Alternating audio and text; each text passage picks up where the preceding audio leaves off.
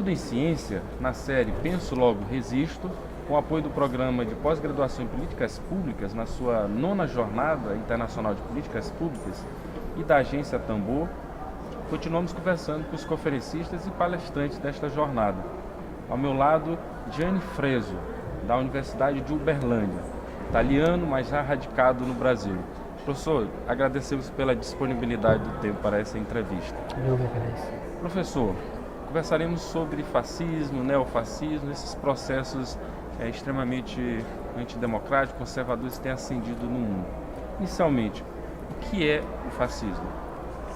O fascismo é um movimento autoritário com uma ideologia sua própria que surgiu num contexto muito específico, que é aquele caracterizado pela crise de hegemonia das velhas classes dirigentes liberais e ao mesmo tempo por aquele fenômeno que foi chamado da política de massa, ou seja, a erupção das grandes massas populares, camponesas e operários na cena política, que determinou uma radicalização das lutas sociais. Mas o fascismo é uma forma nova e inédita de ideologia e de regime autoritário, porque o fascismo não se limita apenas à sistematização da força e da violência para reprimir as oposições. O fascismo é também uma tentativa ideológica de favorecer uma, como posso dizer, transformação do povo num exército, então a questão do consenso, dos instrumentos de formação da opinião pública são centrais.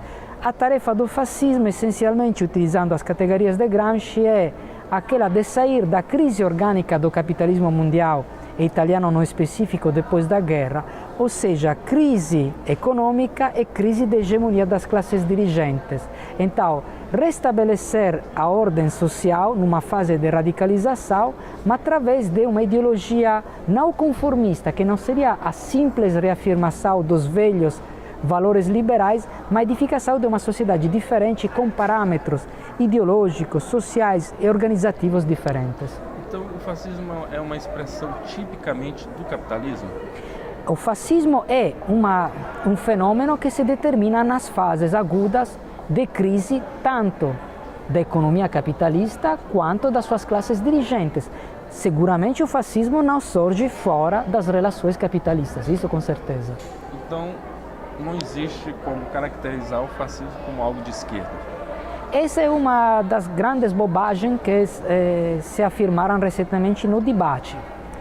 O fascismo surgiu essencialmente como reafirmação de um princípio nacionalista clássico, que é a nação acima de tudo. Então, uma ideia da função do Estado nas lutas entre as nações que é antiteticamente contraposta ao socialismo.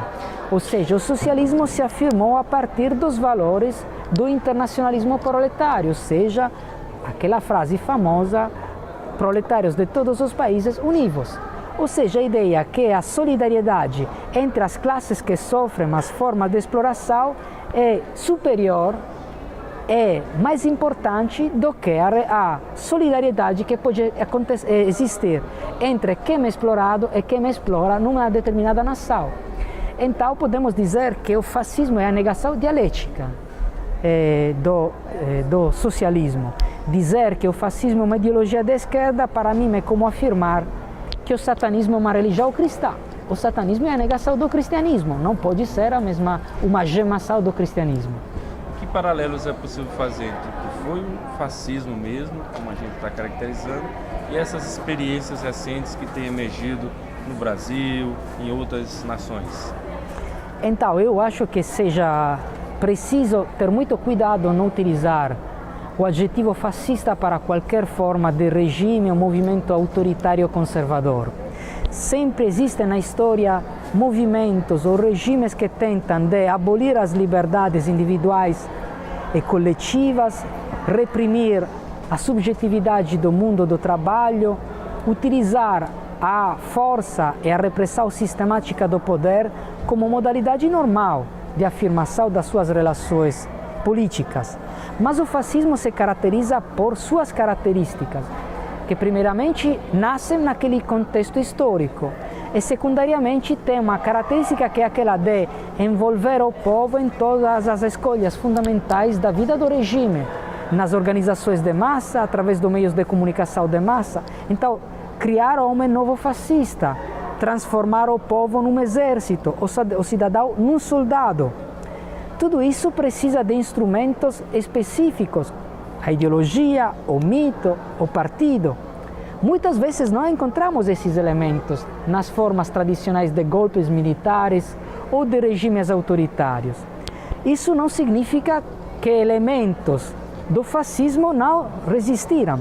Eu acho que seja correto falar de fascistização de alguns elementos da cultura política e do senso comum, mas utilizar o fascismo como chave de interpretação por qualquer virada autoritária é um erro interpretativo que tem consequências políticas negativas. Tu tentar chamar de neofascismo, protofascismo, cai um pouco até com o que o professor Mariazzi debateu na jornada, de um certo tipo ideal weberiano de caracterizar uma experiência e transformar como se fosse um exemplo universal para qualquer processo histórico, não? Eu acho que mais do que tentar de utilizar uma definição muito específica, que na verdade é uma definição múltipla, porque existem fascismos. O fascismo nacional e socialista alemão é diferente daquele italiano, por quanto tem elementos em comum. Mas mais do que utilizar uma definição geral, mas muito particularizada, para definir uma realidade contemporânea, é muito melhor estudar as específicas características da formação cultural e social brasileira hoje.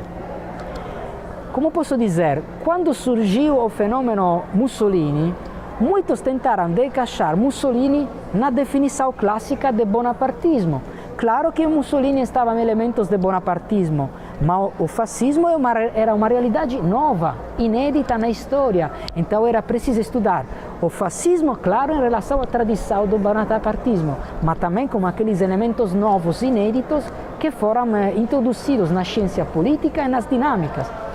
Então acho que é um trabalho que não faz sentido utilizar todo o nosso tempo para dizer, mas hoje estamos numa fase fascista.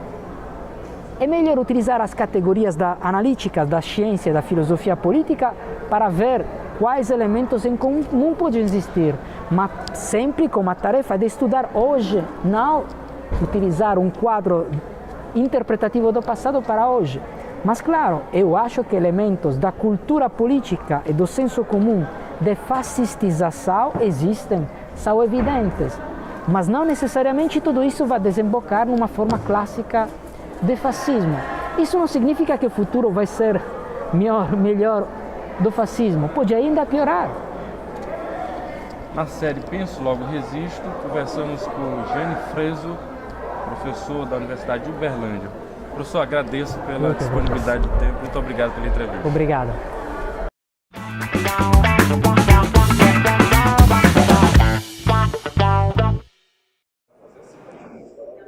Meu nome é Edwilson Ferreira Araújo, eu sou doutor em comunicação pela Pontifícia Universidade Católica do Rio Grande do Sul, a PUC do Rio Grande do Sul. Eu concluí meu doutorado com um estudo sobre produção e recepção dos programas jornalísticos das emissoras de rádio AM em São Luís. Eu pesquiso rádio, no mestrado eu pesquisei rádio comunitária, no doutorado eu pesquisei as audiências ativas dos programas jornalísticos de rádio AM em São Luís.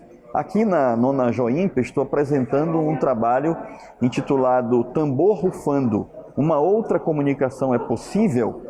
Eu faço uma pergunta dentro dessa experiência da agência Tambor. Eu faço um relato de um experimento concreto de uma agência de comunicação chamada Tambor, que é também uma rádio web, que tem o mesmo nome, a Rádio Web Tambor, e nós surgimos aproximadamente 1 ano e meio em uma perspectiva de comunicação democrática. Nós criamos uma agência de comunicação, criamos junto com essa agência uma rádio web, que é o principal instrumento da agência, e neste artigo eu faço um apanhado teórico que reflete sobre essa experiência prática, que é a agência Tambor. No primeira parte do artigo, eu faço uma abordagem sobre a formação dos conglomerados de comunicação no Brasil e no Maranhão. Eu faço essa abordagem a partir da economia política da comunicação.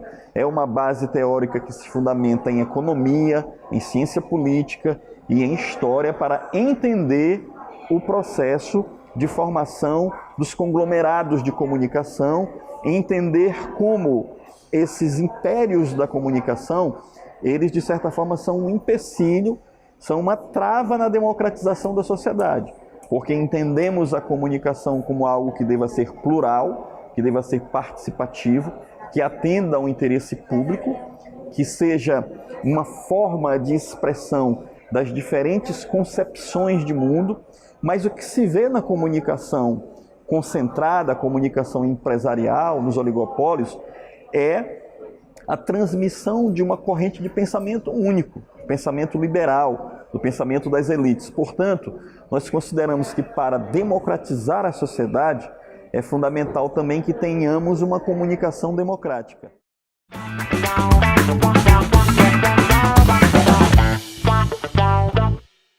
Ciência, na série Penso Logo Resisto, com apoio do Programa de Políticas Públicas da UFMA e da Agência Tambor, entrevistamos a professora Maria Meire Ferreira, que lança o livro Mulheres e Protagonismo no Maranhão, Elementos para Superar a Subrepresentação Feminina.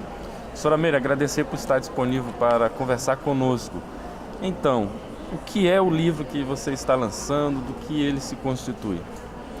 Bom, esses livros que nós estamos chamando de cartilha, na verdade, cartilhas pedagógicas, ele faz parte de um projeto que tem mais ou menos o mesmo nome, Protagonismo Político de Mulheres e Relações de Gênero, como superar a desigualdade da sociedade patriarcal. Faz parte de um projeto financiado pela FAPEMA, no governo do estado, a partir de um edital de pesquisa onde eu concorri.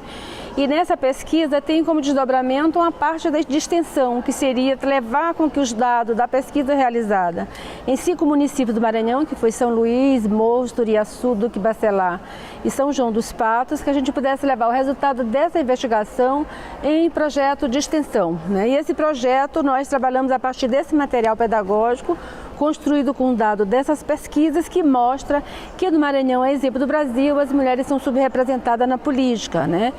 O nome protagonismo é mostrar que, apesar da subrepresentação, nós temos um número mensurável de mulheres que são protagonistas, que estão invisíveis na sociedade maranhense, assim como na sociedade brasileira, e que é preciso pensar políticas, de formação, política de inclusão, para que essa subrepresentação seja superada. Do conteúdo do livro, que você destacaria dos capítulos, dos autores? Eu destaco o primeiro capítulo, onde eu faço uma discussão mais histórica, mostrando que dentro da história do mundo, da história civilizatória, as mulheres sempre estiveram à frente de lutas sociais, buscando se igualar, buscando construir a igualdade de gênero, desde a Revolução Francesa, passando pela Revolução Industrial, Revolução Cubana, Revolução Russa, as mulheres protagonizaram muitas ações de confronto, de conflito, para serem reconhecidas como sujeito político. Os capítulos finais eu dedico a uma reflexão em cima desses municípios já citados, onde eu mostro qual é o olhar da população sobre as mulheres protagonistas, o que a população pensa sobre o fato das mulheres serem subrepresentadas. Também investiguei, está descrito nos capítulos finais do livro, o que as mulheres protagonistas pensam sobre isso. Elas querem se candidatar? Essa aqui é a grande questão, porque é muito comum se dizer assim, mas as mulheres não querem se candidatar. E na pesquisa eu desmistifico essa assertiva, mostrando que as mulheres querem sim.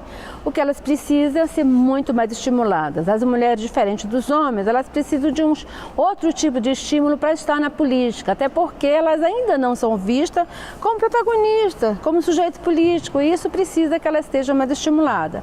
Então, esse material pedagógico, ele é um reforço a que se pense essa questão e que se trabalhe política, principalmente dentro dos partidos, para que se possa alterar a subrepresentação de mulheres no poder.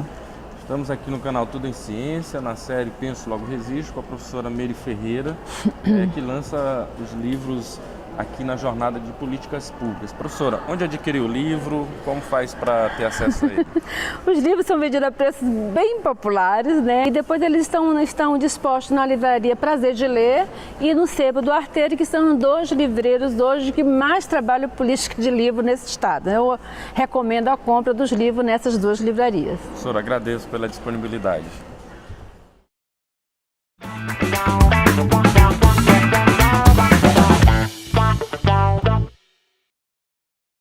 Meu nome é Priscila Costa, eu sou formada em Comunicação Social com habilitação em Relações Públicas e eu tenho mestrado em Políticas Públicas.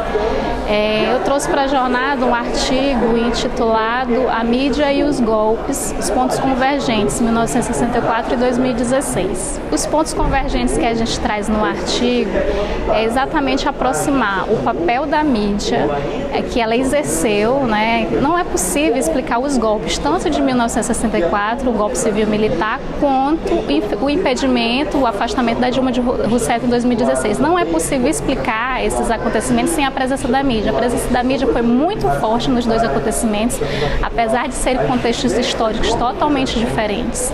Mas os jornais impressos da época de 1964 e a mídia mais recente desse processo que a gente passa de 2013 para cá são muito similares. Os inimigos públicos, as capas dos jornais, as editorias são praticamente caminham no mesmo sentido. E é isso que a gente aborda no artigo, trazendo, né, recuperando alguns editoriais e fazendo uma comparação com os editoriais dos mesmos jornais, por exemplo, o jornal O Globo em 1964 e em 2016.